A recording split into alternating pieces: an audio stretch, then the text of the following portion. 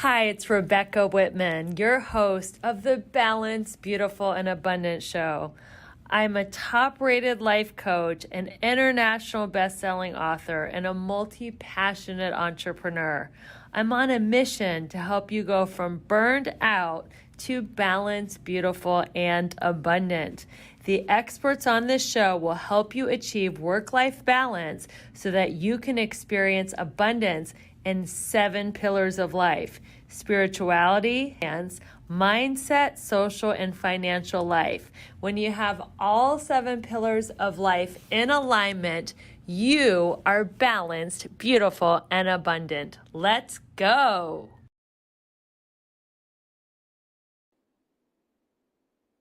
Welcome, everyone, to the Balanced, Beautiful, and Abundant Show. I'm your host, Rebecca Whitman. We're helping you go from burned out and overwhelmed to balanced, beautiful, and abundant.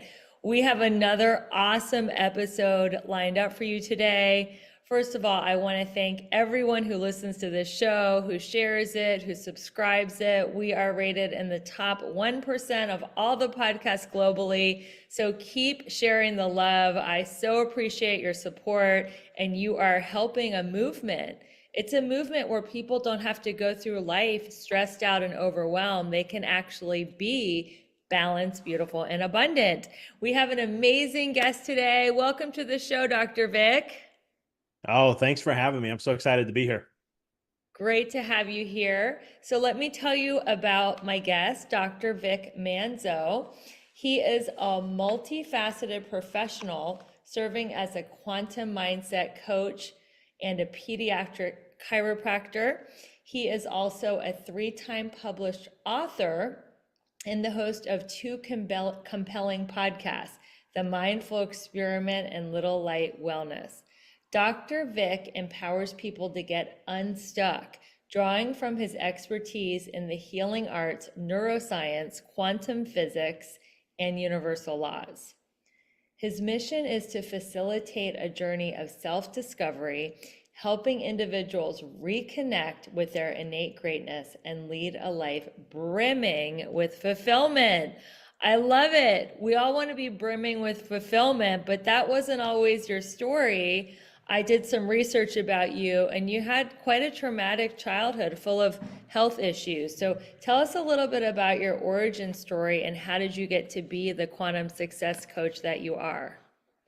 Yeah, I was born into this world with the wrong 2 feet in a sense. I was born with bilateral club foot, so it's kind of like if you look at the top of your feet, I'm basically looking at the back of my heels or turn up and in, and so that led to a whole array of stuff to where not just from a physical side, but I also had a lot of health issues with the immune system, chronic ear infections. I almost died at 4.5 years old. Thankfully, I had a cousin. We had lived across the hospitals like a block and a half away, not even. And thankfully, she sprinted and carried me while I had a seizure. And thankfully, the doctor said if I didn't get there, she didn't make it in 20, 30 minutes, I probably wouldn't have made it. Ended up having bacterial meningitis. And so coming from all that, it's just one thing after led to another. But what really started to, I guess it was kind of the path that started to shape things is when I was 7 years old. I remember I was going to see the doctor for a checkup, and they were telling me how I wouldn't be able to play sports when I'm in high school, and I would have to get a hip replacement by the time I'm 30. Now, me as a kid at 7, I love playing sports. I love being active. I just love running and doing all these things. So you're telling something I love to do, and you're telling me I can't do it and I won't be able to.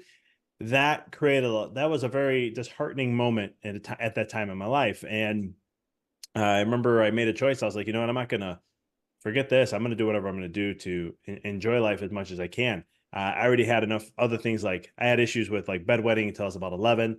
And that was already an emotional stressor. And, I felt like I wasn't adequate enough like other kids or normal kids, because they can go they can go have sleepovers. They don't have to worry about those things. But that set the tone to what it showed me is I can either choose to listen to what someone tells me and let them dictate my life, or I can make a choice. Now, I'm not saying I decided that at 7, but my actions were just like, I'm going to do what I love to do, and that's it. And so I ended up playing multiple sports in high school. When I was at the age of 30, I took an x-ray of my hip because I had access to it as a chiropractor, and it's perfectly clean. At 40, it's still clean. And so I'm like, defied that. But that's where, from health stuff, that's what kind of, I've got me interested in health and kind of led me slowly into becoming a chiropractor in many ways. But it was going against the grain and being told what I was told to do is what kind of it kind of shifted. So I have the power to can choose what I want, choose my experience in some way, shape, or form. And as I got older, as I got into college, chiropractic school, this is where that started to evolve, where I started to understand more universal laws. I started studying, energy healing. I wanted to understand what is the deepest level of healing that can be provided. And this opened up the door to quantum physics, quantum mechanics, and wanting to understand. I love learning as deep as I can. So if you tell me something, I'm like, that's great. What's the whys behind it? What's this? I want to know all the mechanics behind everything. And that's what opened up the door to tie in spiritual truths and all these other things. And then the chiropractic studies is what gave me the neuroscience and everything to kind of bundle this all together. And then I started to test that out in my own career. And from that process of, going through burnout and all those things, after 5 years, I realized that I had to apply these principles, and I started to, and it was a game changer for me. And then from that moment, I decided, maybe I think business owners need to understand these principles, that there's a different way to find fulfillment. There's a different way to get to the level of success of what they truly want. And I did it in my own career. Why not me try to help others? And so as while not only being just a chiropractor, that's when I decided to get into coaching and to be able to help entrepreneurs. And I've been doing it for the last 5 years, and it's been a blast. That is so wonderful. So, what a journey. What is quantum energy? Quantum and energy are actually the two same words. So when we look at quantum, they basically quantum is looking at the energy world, the most low, the smallest thing that we could possibly see, subatomic particles, and we look at how they behave and how they act and so forth. So in the quantum world, everything is, at the end of the day, when you get to the deepest, the smallest thing they could possibly see, it's energy at the end of the day. And so they call it quanta, but in we can call it energy. We know that everything is energy. And so when you look at, like, for example, this physical body, we look at how this is my arm, this is my face and everything, right? You look at your physical body. When we look at the amount of space that's actually in our physical body and what we're made up, it's about the size of a football field, and the amount of matter or mass you have is the size of a penny. And so we're really all made up of energy in some way, shape, or form. And the energy that we Let me are, just whatever that, repeat that. okay, Our energy field is the size of a football field. the space of our body, the space that we have with our body is a whole entire football field. Our That's how much space energetic we have. space. And I'm using that as an example. Sorry. Energetically. Yes. So if you look at, like, so let me rephrase that. So the analogy is, when we look at how much matter we're really made of, it's like, if you take a football field, all that is space, and it's the size of a penny is the total of matter of what we are. Now, I'm not saying that, so that's when we look at, that's just an analogy that's used Right. as a scale to understand the how much really there's a ton of space in us, in other words. Yeah. How big does our energy field extend, though? That's what I want to know. It varies on different people and different, different things. I mean, it can be anywhere from 6 feet wide. They say Jesus has his was palpable at 2 miles.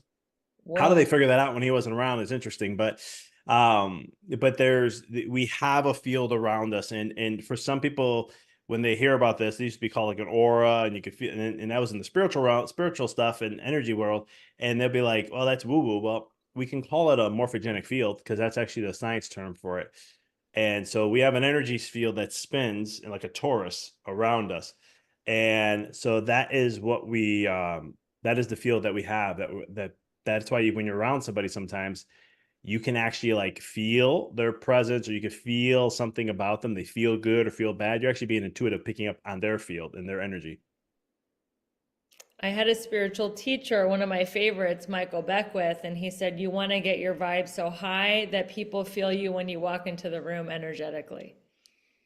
Yes. Yeah, and that's the key. And we're attracted to people who are high energy and high vibe. It's just even unconsciously, we're just those are the type of people that um we gravitate towards in some way, shape, or form. So, how can we harness this quantum energy to be more successful, to be happier, to be brimming with fulfillment, as your bio says? I love it.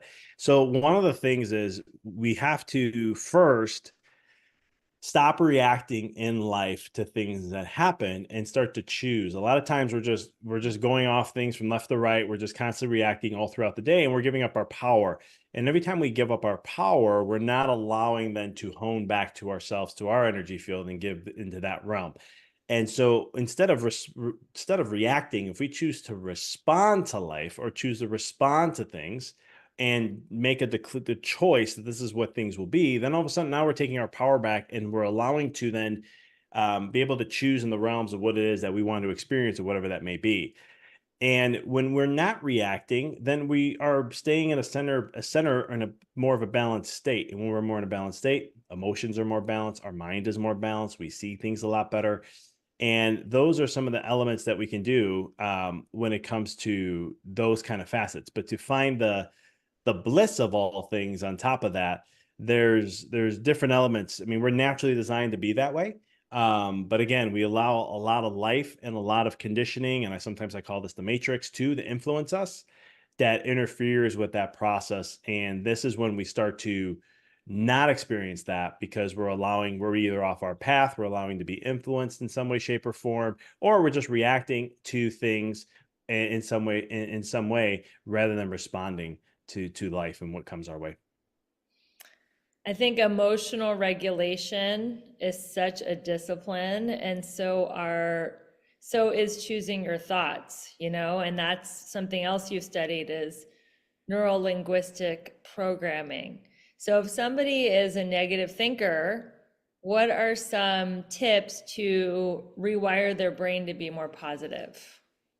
Yeah, everything when it comes to neurology in neuroscience and everything, neurology is all about repetition, right? So if you have a negative thought or you're thinking negative about something, you're looking at it in the framework of that. You only find what you seek. You only see what you want to see. You only and a lot of times this is some deeper stuff. So sometimes people say, well, I can't never, I just all I think, it's all I see. I can't see outside that. Why can't I focus on the good instead of I'm always focusing on the bad? There's a subconscious program there that probably exists. That's why we're reacting to a certain way in a certain process. But how you can change it, there's so many ways you can do this. I'll share at least one for the listeners because you want to make it a conscious effort, and then you have to do this repetitively in order to start to shift and rewire your brain. And so, one of the things I used to share with a lot of my clients is like you have to create a pattern interrupt. And now you can do this, and there's so many different ways you can do this. But one of the simplest ways is like you take a rubber band, or you can use a bracelet if you want. But a rubber band is usually what I recommend, and you put it on your wrist. And every time you have a negative thought, you can enlist a pain response, which is going to be a pattern interrupt to the brain by just snapping the rubber band. For some people, they're like, so you're going to make me harm myself. Well, then you don't have to do that. You can just take the rubber band and switch it to the other side. Eventually, you're going to get tired of doing that. And what this does, though, is allows for a pattern interrupt. You can do this as like Mel Robbins talks about her 5 4 3 2 1 process. And you can use that every time you had a negative thought, you do 5 4 3 2 1, and it literally will shift your neurology to go back to the prefrontal cortex. And what that allows then is for you then to re-choose, redirect your thoughts to say, no, what is it that I want to choose? What is it that I want to have? What is it that I would rather have? Again, choosing, responding rather than reacting. Because let's face it, thoughts are coming 70,000 times in a day. And we're only going to focus on the ones that we're vibing at. That's why our vibe is so important. And so when we're focusing on these, we want to be able to make sure that we're choosing the thought. And so if it's not something that aligns with us, and what I teach my clients too is your feelings will always tell you if you're in alignment and if you're in the proper thoughts that align to what you desire. If you are feeling low, if you're feeling not happy, if you're feeling exhausted or burned out over a period of time, this is where you're giving in to the negative thoughts and not in alignment to what you truly desire. So I'm wearing this not to do neuro linguistic reprogramming, but in case I have a bad hair day.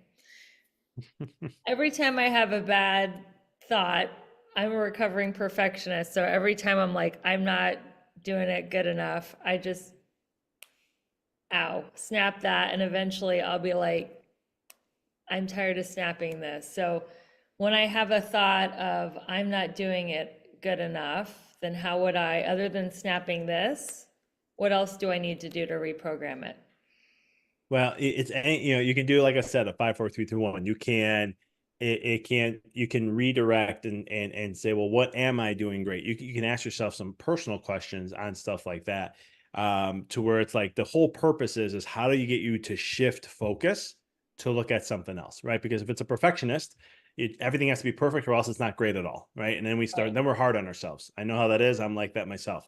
Yeah. And so when we start to get a feeling of it, this is why I teach more of my clients the feeling side. So that way they don't have to be so mental. It's just like, I don't feel good about this. You're not feeling great. Why aren't you feeling great? Let's talk about that. And then once we get to that point, it's like, okay, well, what can we do to get you just to feel a little different? Maybe in a different vibe, right? So if it's a perfectionist statement where everything has to be perfect, well, why does everything have to be perfect? Okay, what can we work with our mind to make an agreement to be like, hey, how about if we say 90% is okay? What if Right. I can, what's that level of expectation that you can bring down a little bit to find peace with? And then it's just a reminder. I mean, literally, it's just constant reminder. It's just how neurology is in those essence. But the greatest thing I've ever worked with is always going to be some sort of pattern interrupt, because we have these loops in our basal ganglia, part of our brain back here behind the head. And so it's our circuitry that just runs automatically. It's going to go back to the old patterns very quickly. And so when we can do some sort of pattern interrupt or just redirect, like, what if it's okay if I only do 95? What if I'm not perfect on this?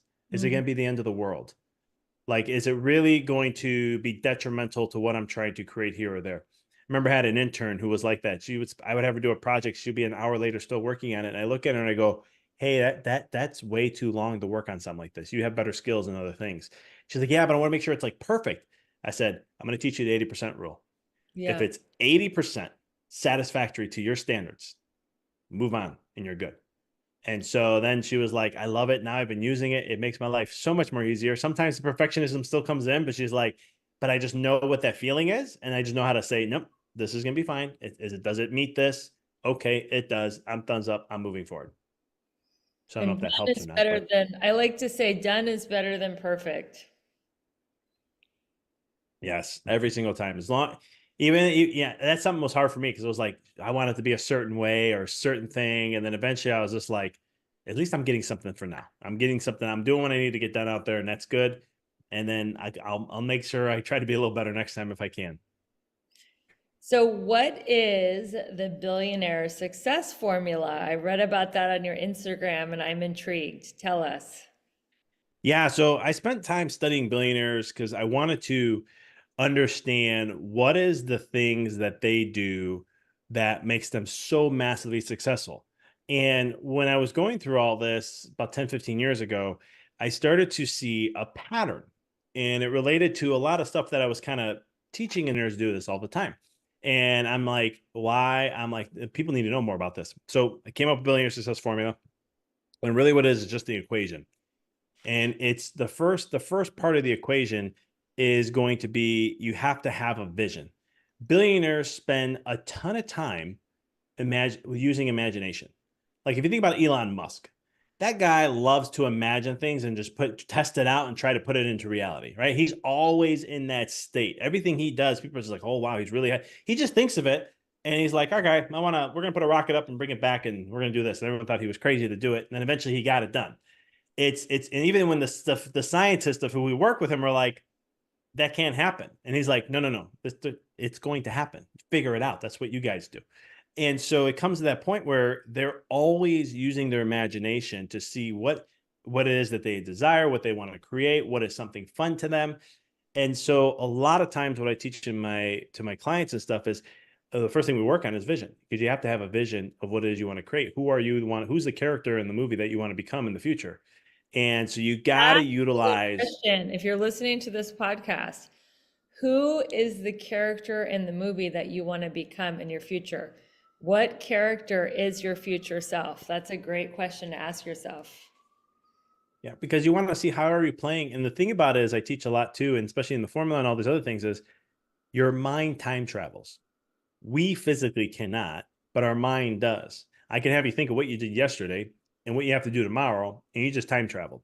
And so it's one of those things that, but there's a principle behind this, because when you can look into the future and see who it is that you want to be, that future self of you can take that person and bring them into the present and say, well, how do I act and how do I be like that future person to me 5 years from now, 10 years from now, whatever that 20 years from now? How are they acting? How are they responding? How are they being? Remember, it's like a movie. We're literally living in like in a movie. You get to choose and you're the character running the whole thing. Everyone talks about this, but it really is true. And so this is the power of vision. And the beautiful thing about vision is that your mind, neurologically speaking, or neuroscience process, is that your mind can't tell the difference what's real and what you put up there in the imagination. That is the most biggest, if you want to call it a neuro hack, that you can utilize in your life. That's it right there. So why not use it every single day? I mean, I have my clients constantly doing visualization work every day, because it's the one thing that I've studied in my own experience. And in many others, I have tons of stories I can share of just my own personal life, where seeing things in my head and constantly visualizing, and then all of a sudden later in my life, I see it show up and I'm just like, wow, this is freaky, like almost to a T. And so the visualization part is about the heaviest part of the equation. It's about 90% of the time. The second part of the equation is inspired action. So this is different from taking action. There's a difference between the two. Inspired action, you can't ignore. You are propelled to do it. When I wrote my third book, I was in the process of moving from Chicago to Knoxville. I was closing my office down, and my wife was pregnant at the same time. In the midst of all that inspired action, I was being pulled and I could not ignore about writing a third book. Like, it wouldn't leave me alone. It was like a fly just kept bugging me and wouldn't leave me alone. It was so annoying. I tried ignoring. I'm like, seriously, I got all this in my life right now, and you tell me I got to write a third book. And all of a sudden, of course, I made a deal and bargained and whatnot. And I said, okay, if this is true, I'm going to send it to my guy who creates my covers. And if he nails it, then I'll write it. But I kept doing it. I wrote the book. I didn't write the book then. I just got the title, got the cover, and then the feeling went away. I didn't take action for another 3 months because I wasn't propelled to do that. So it's when you are in inspired action, it's actually an alignment to your vision and what you want to create. And your it's an internal thing. It's like your intuition. You're letting it guide you. And so when you can utilize the visualization part and you can have inspired action, that will equal success. And that process, a lot of times we do it backwards, and we do 90% action and we do 10% visualization and having a vision and a purpose of where we want to go. And that's at least where my experience was studying business and self-help and all that. And it's still today, a lot of times it's still the same advice that they're sharing. And I've only been in the world for 15 years in the business world. And that's constantly the same advice I hear. And technically it should be the other way around. We should spend 90% of our time visualizing and using imagination, seeing in our mind's eye the world we want to create, playing that movie in your head over and over and over. I mean, you don't have to take my advice. Oprah has a vision board. Steve Harvey talks about having a vision board. Not that, I mean, you can use a vision board, but the whole purpose is visualization. That's the key. So however you visualize, that's the key. But that's what it will lead you to success. And that's what my research has been when it came to studying billionaires. That's the thing. They take action only when necessary, when they're inspired. And because when you're pulled to do something, it's going to work out. It will be successful. We know people that just do stuff, and it's like they have the Midas touch, where they just touch. I think that's Midas, right? When they touch everything, it turns into gold. Do you guys want to know my biggest beauty secret? It's called liquid collagen. I have been drinking this medical grade collagen now every day for 3.5 years. My skin is glowing. My hair is long and thick and shiny. Nails have never been stronger. I feel amazing in my body. I am in my early 50s and I feel like I'm 25 years old again, and people do not know my age. They are like, what? You're kidding me. It's the liquid collagen. So you gotta try this. We have 2 formulas. One is for anti-aging and joint health, and the other one is for losing fat and body composition. All you need to do is click the link in the show notes and you have an amazing promo code. Check this out. It will transform your body and you will feel balanced, beautiful, and abundant. And now back to the podcast. Well, what are some techniques or practices that our listeners can do to start visualizing? Yeah, one of the greatest things, you got to quiet your mind. So it's a lot harder in today's world, especially information era. The biggest thing that I'm a fan of that helps with visualization is breath work. Now, breath work, you can use anybody's technique. There are so many out there, but one of the ones I usually get my clients to start with is like a Wim Hof style breath work practice, just to get used to this process. Because when you use breath, it's so powerful that it will actually recenter your brain. It gets you out of the reptilian and even the mammalian, and allow you to get higher centers in the brain. So you get more into this prefrontal cortex. The other beautiful thing about that is it resets your energy. And so Mm-hmm. when we can do those two things, now all of a sudden you're allowing for the imagination of your mind to kick in. Because if you're stressed, if you're wired, if you're constantly on the go, your imagination is low. It's hard to switch into that part of your brain. The breath work is a great way to reset your energy and reset your mind, to tap deeper into it. And it's not going to happen once. You're not going to do it once and be like, oh my God, this is great. I have all this creativity now.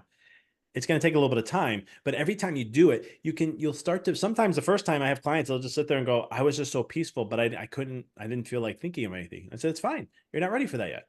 We just got to get you recentered. We got to retrain this nervous system a little bit.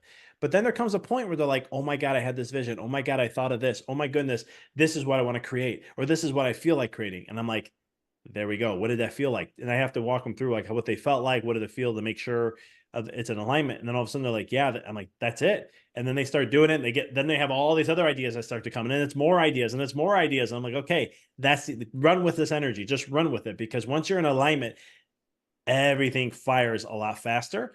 And so it's a lot harder to, I tell them all the time, like, it's a lot harder to play catch up because you just have so much firing. But when we're in that state, then it just becomes, you just go with it and go wherever the energy is flowing, and create as much as you possibly can. So for the listeners that don't know the Wim Hof method, how do they do it, and how many minutes a day minimum should they do breath work to start getting into the vision of their success? Yeah, great question. So with Wim Hof is a style of breath work to where you take 30 deep breaths in. And what you're going to do is you're going to breathe in through your mouth as fast as you possibly can. So it's just something like this. And then when you breathe that all in, you just relax your lungs. You don't force any air out. So you're not trying to breathe out. You're just letting everything relax. And then you go immediately, as soon as you don't have any air to breathe out anymore, you go back into that repetition. So you sound like a train, literally, because it's just like,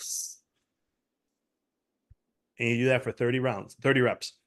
Then you'll go ahead, last one, you take a big deep breath in, and then you breathe all that air out, and you're going to hold your breath for about a minute to a half, if you can push that far. And I know for some people may be listening, like, hold my breath for a minute. I can barely hold it for 10 seconds. I promise you'll be able to hold it. It's amazing how long you can hold it. But then you do it for a minute to a minute and a half, whatever your comfort level is. And then you go right back into the breath work, and you do that 3 times. And it's about, 7 to 10 minutes roughly. You may feel lightheaded and dizzy just because your brain's not used to having that much oxygen. So the key factor is make sure you're sitting or lying down. But what you may also feel is tingling. A lot of times people feel numbness around the lips, their hands. Sometimes they get cold. Sometimes they get hot. It just depends on the individual. But this is just your nervous system resetting, and you're going through this kind of a process. To get to the state of the levels, what's cool about breath work is you can get to a deep state. If you practice every day for 2 months, you can be you can tap really deep into yourself in a lot of different elements, what yogis take 20 to 30 years to get to. Wow. That's what's fascinating about breath work. And it's a 5,000. I mean, I've studied a lot of ancient traditions and, different cultures. And it's amazing how breath always continues. It was a big foundation to it all, of what you can utilize it for. It's, some cultures call it prana, which is life force. And so how we breathe, some cultures say how we breathe is how you live, which is so true in so many ways. So, and even again, there's some neuroscience behind this. There's a part of your brain in the midbrain called the breath pacemaker. Its job is literally to focus on how fast your repetition is and how you're breathing. And so this is why when we get like angry, our nervous system revs, and so all of a sudden you're going to start breathing a lot faster. You can literally turn that part of that nervous system off over a period of time by just slowing your breath down, and you won't be as angry anymore. And you may not say you're not going to be frustrated, but it'll at least calm you and get your thoughts collected a little bit here. But that's the process behind it. But when you do it, this is after that, that's when you can do a visualization practice. So the depth of how you can go, it depends on the individual. I have some clients that can do it after the first one. I have some clients in my, or experiences that it may take a month or two. It just depends where they are, and how their nervous system is primed and conditioned and so forth. So how do they do the visualization practice once they've done the 3 rounds of the breath work? And now what? They're sitting there, their eyes are closed, they're relaxed. Now, what do they visualize? Yeah. What is a life? What's the feeling that Uh-huh. you want to have? What does that feeling feel like? Your future self. It's not about what you have. It's not about what car or house or money or job. That's all mental constructs. It's the feeling that we're really chasing. So what does that feeling look like? And this is where the work comes in, because it's not, some people are not tapped into their bodies and understanding that. So it takes a little bit of time. Some people are. So depending where they are in that process, but it's the feeling you want to have. Do you want to be happier? What is happiness? What is blissfulness? What's joy? What does those feelings mean? Think of a time. Sometimes I have to do work where we go back and think of a time where, if you don't have any, if you're not getting those feelings, looking in the future of what you want to have and what you'll be doing, then you go back in the past first and find those of what that shows up as for you. And then we use that to go into the future and say, okay, like say for example, from what I used to do for visualization is, I remember when I made a shift in my practice 5 years and after burnout, I took a 40% hit financially. I tell when I work with chiropractors, I say, here's my secret sauce of what it did to grow my practice and work 14 and a half hours a week, making almost 7 figures and so forth. What I did was I visualized every day the feeling of working with kids and moms, seeing moms coming to the office, all hanging out, talking with each other, seeing the kids running around. I had this playing in my head all day. How was I talking to the parents? How was I feeling when I was communicating with a mom who was struggling with a child who may have ADHD or autism, or just got some label on their child and they're freaking out? So in my head, I started playing these scenarios, right? It's a movie. You're literally playing a movie. And I kept playing them in my head. And for me, I just felt the joy of being able to be a part of that journey and be able to help in some way, shape, or form. That's the only thing I said. And every time I walked in my office, I visualized that happening. I'm walking through I had an associate at the time. He's like, you always like walking throughout the rooms when you first get in. And I'm like, I'm clearing the energy and I'm setting the tone. I'm setting an intention for the day. And so, but what would happen was, this is the fascinating part. I was only seeing 5%. My pediatric volume in my office was only 5%. In 6 months, we jumped to 48%. I didn't do anything. One workshop, but that had nothing. I only had two kids that came from there. So it wasn't like that really grew that number. But what was fascinating is it was about 8 months in, I come out of a room and all of a sudden I see the moms. I saw a couple moms come in. They were saying hi to another mom, and they were all getting ready to get it. All the kids in the family were getting adjusted, and they were going to go, all four moms were going to go to the park nearby to all hang out. And that was a vision I had. And I go, oh my God, it came true. And what was the feeling? I had joy and bliss inside. The reason why you want to focus on the feeling is because sometimes what you think you want is not really what you want. Mm. And this is what you've heard this many times before. I was hoping this would never be me either, right? I wanted to get to a certain number financially in my business and a certain level of success. And I got there. And then I was unfulfilled and I was empty. And I was like, but this was supposed to bring happiness. I can have the fancy cars, I can have any house ties I want, I could do all these things. And yet it didn't bring me the things that I was really going after. So I flipped the script, and that's when I said, I'm going to go after the feeling. And that's why the feeling is so critical. And then you put the images on that, and now all of a sudden, this is where the power of visualization plays a role in things. And that's the practice behind it. So it's really, you can look at it in any way, shape you want. So if it's, let's say you want to have a certain type of partner, if you want to have make a certain type of money, or you want to do those type of things, it has to have a feeling behind that first, and then seeing yourself in that realm, because your brain doesn't know the difference if that's real or not.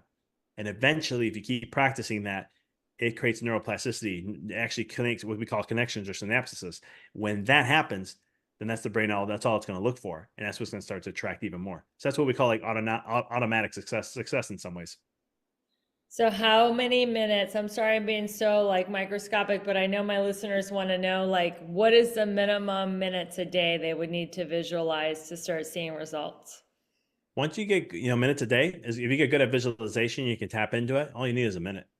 Wow, It's not that's like it's you long. guys who are listening. You all have a minute a day to visualize and feel what it would feel like to be your future, the best version of yourself. That is a great practice.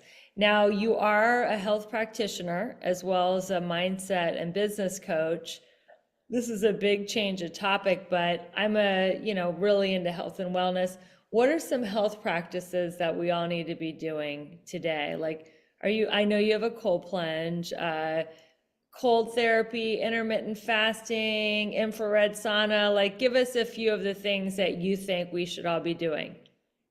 Chiropractic care first. We have a nervous system that's all about communication. Communication systems aren't working well. Doesn't matter what you do, it's not going to fire properly, or you're not going to heal properly. You're not going to, evolve and adapt to life and all the challenges that come with it. But practices you can do at home and things is, Let's go I have back a to cold. chiropractic care. Yeah. So if somebody's feeling good and not feeling pain, what would be the minimum amount they should get an adjustment? It Once a depends. So this is the fun caveat of our practice. So I'll just take it in the reference of how I evaluate patients, because like every month? Okay. chiropractor is different. Some may just go, "Oh, you're feeling good. You're out of pain. Just come when you want to." I'm a neural-centered focused chiropractor, which just means that I'm going to evaluate your nervous system regardless if you feel great or not. I want to see what's going on in that nervous system, how well is it communicating, and we do specific tests with that. Based on those results, most of the time, even if you don't have pain, most of the time it's going to be a couple times or 3 times a week, just depending on what showed up in that evaluation. Mhm. Because you don't have to be in a crisis, well, not crisis state, but a lot of times people are very stuck in a what we call a sympathetic dominant state. I just call that revving the gas pedal. Mhm. And so when we are just because we're revving the gas pedal, you don't have to have symptoms because of that. It could just be racing thoughts. I can't sit still, or I'm like calm. It could be they're the most subtle things if we're being aware enough. But a lot of times people aren't. So they wait until we're in pain. And when you're in pain, that's a crisis state. And so now we have a lot of work to do. That just means the house is on fire. The fire alarm went off. That's the pain. We got to put the fire alarm off, and then we got to repair the house. Okay. So I So hope not that answers everyone that. can afford to go to a chiropractor 2 or 3 times a week or have insurance. So is there benefits by going once a month? The only benefit that you're going to get out of that is just going to be the research shows every 28 days, if you get one adjustment, it can stop the process of building arthritis in the spine. Well, So that's that worthy. one adjustment. Just going So once that's a month can prevent once a arthritis month. in the future. Yeah. All right, and I'm sure the benefits stack up the more you go, but you were just saying some other health practices that you recommend everybody be doing that's listening to the show. What are they? So we talked about breath work. We talked, that's a huge part to add into the mix massively. Though I love a cold plunge for more spiritual reasons than anything else. I've been doing How this is kind of work for making about yourself freezing cold spiritual to you? It is anything but I, spiritual to me. I'm like, my higher power wants me to have like a life of joy, ease, and bliss, not like freeze. it's my bliss state. I know this sounds very weird to a lot of people. I'll tell you straightforward. I do not like the initial response. I don't enjoy first getting in there. I don't know who does. But after about 15 to 20 seconds, as I get my breathing to calm my massive reaction that my nervous system's having, there's this serenity and peace that comes over. And then all of a sudden, I don't feel cold anymore. And I'm just focusing. I Because have you've to left your focus. body because it's so uncomfortable. You do psilocybin to leave your body too. See, there you go. And that's the spiritual part of it all. That now you got it right there. And so it's Your a soul's process where you like, just have to it's too cold in this body. I am like going to gone. other regions of the universe. Yeah. Totally. But that's the spiritual experience.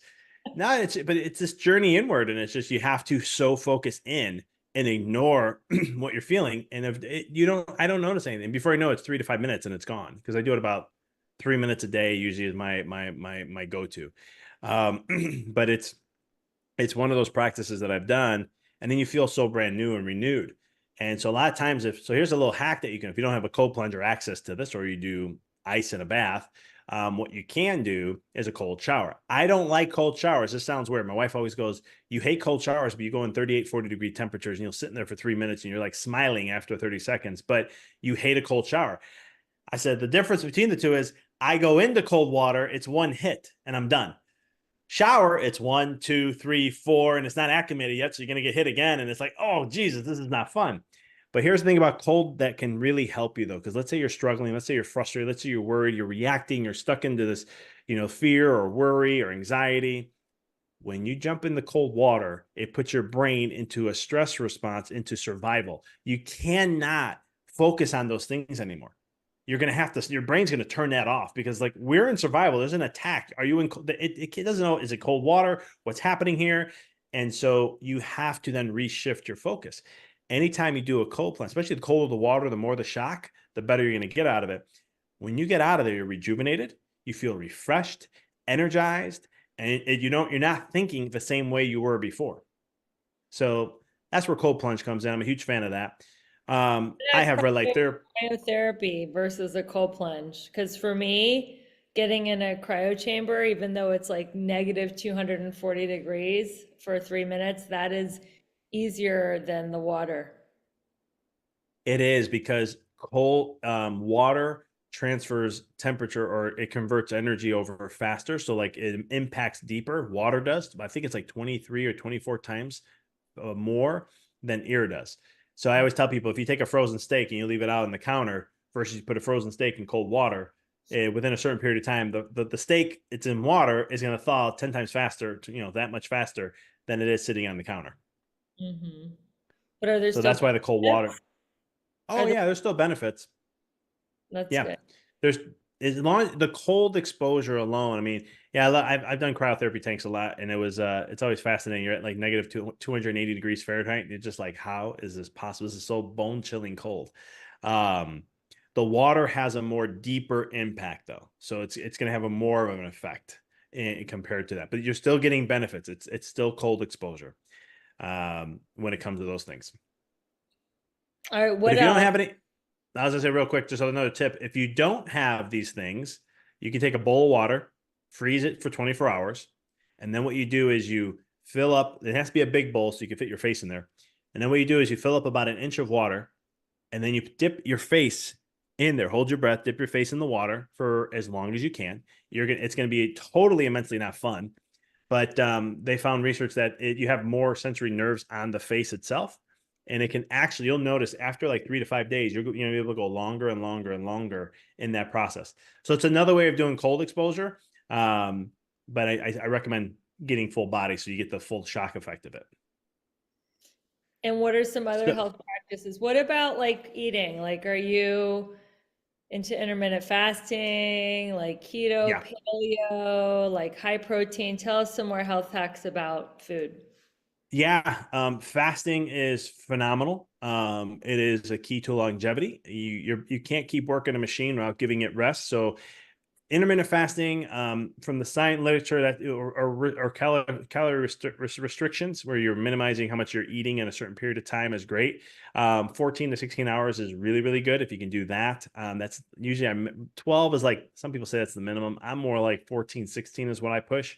When it comes to that, I practice 18 to 20, and then I do rotational cycles of fasting. About every twice a week, I'll do 24 hours of no eating, just pure water. And I'm actually at the Every time of this week, recording. Yeah. you're fasting right now on water, even as we're having this conversation? No, but I fasted 26 hours. I ate about a couple hours ago, but I fasted for 26 hours beforehand. Amazing. Amazing. Well, I'm getting prepared for a 7 day next month in May. So I'm looking to just do pure water for 7 days just to give my body a full reset. Um, but but you don't have to do that. You can just do, to keep it simple for everybody, 16 hours of no eating, and that includes sleep, and then 8 hour window of eating. Okay. And that, if you, as long as you do that, research shows that's great enough to do. But once you build up to getting used to that, you can go to 18-6, which means 18 hours of no eating, 6 of. And what research continues to show is that the person who eats less lives longer. I think it was like if you reduce your calories by like 30%, I forgot if you reduce your calories, you extend your life by 30%. And so it's, I mean, we're talking even like you have these things on your DNA called telomeres. They can look and see that's like how long you're aging. When they start to shrink more, you're shortening up your life. They found out that fasting extends them even for those who had shorter ones. So it's a powerful tool. Again, your body's designed to heal. We eat too much. We need to, minimize, give ourselves a little bit of not eating. And in the beginning, this may be hard. So a lot of times if I'm working with a patient on things like this and I'm trying to get them to fast, I always tell them like, just go to 3 meals and no snacking. Let's just start there. All right. We got to start small. So let's start there. Once you get that good for a week or two, then we'll start cutting out a meal and then we'll see how you feel, because we got to make sure we're doing it in a certain process. There's so many variables that play a role in this. If you have insulin resistance or something like that, it's going to be a lot more of a struggle. Like the whole thing called hangry, that doesn't exist. But you'll say, no, I get hangry. That's not being hungry. That's an insulin issue and a carb addiction. That the body's like, what's happening here? We need more of this. We're, If we're you're running out. listening, that's not an excuse anymore. It's just low blood sugar, carb addiction. So, speaking of addiction, this is going to be one of the last questions, and we're going to wrap up.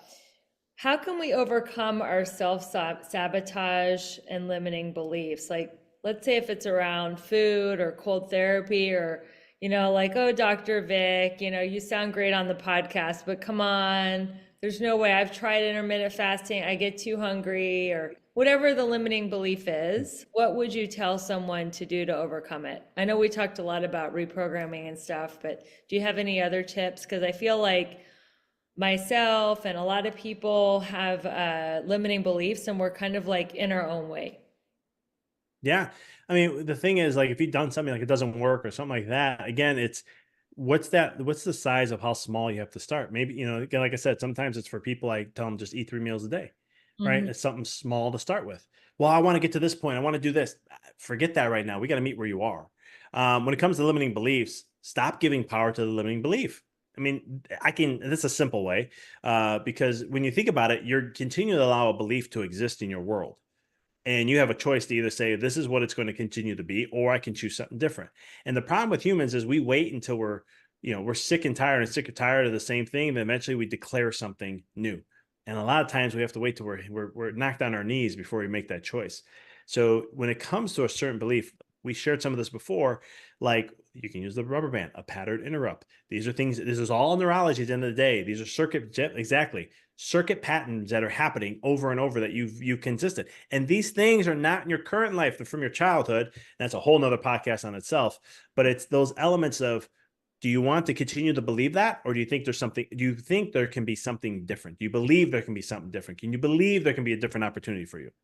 And if you believe it, then put 100% energy into that. And guess what? That's going to happen.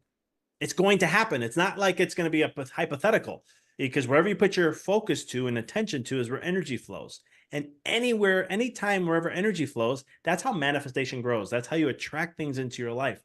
And so if you're like, I can't go in cold water for 38 degrees. Yes, you can.